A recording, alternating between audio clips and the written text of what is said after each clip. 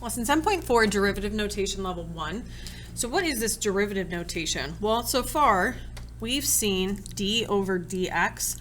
We've also sometimes seen, f prime or f prime of x, but today we're going to focus on this d over dx, which means that you're always finding the derivative and then think of this line saying with respect to x.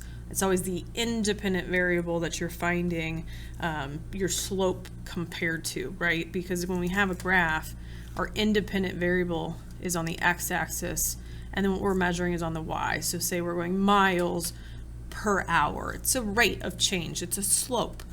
But derivative notation allows us to find slope with respect to actually any variable, and there's going to be a process that we learn called implicit differentiation. So this is the baby steps to get there.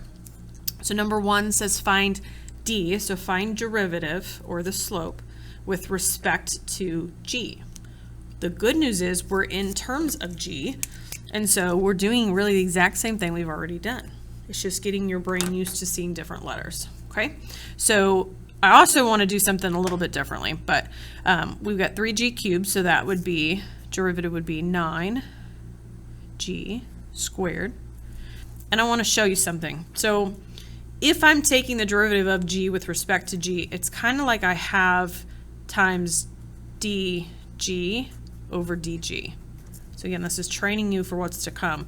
But this is really happening. We're taking the derivative with respect to g. So it's kind of like a distributive property. D times g is dg over dg, which is really just 1. That's why we've never seen it before. Okay, and then derivative of cosine would be negative 3 sine of g with respect to g, so it'd be like having times, again, dg over dg, which is really just 1. But our answer is dg squared minus 3 sine of g. I don't know if you'll need parentheses around that g or not. Sometimes it was kind of funky with the trig functions. All right, and then number 2, finding the derivative with respect to w. We're in terms of w, so that's easy to find. It's going to be doing the same thing. It's going to be having 5 times 4 is 20, w to the 4th, and then we're taking the derivative of w, so it'd be like dw over dw, which is really just 1.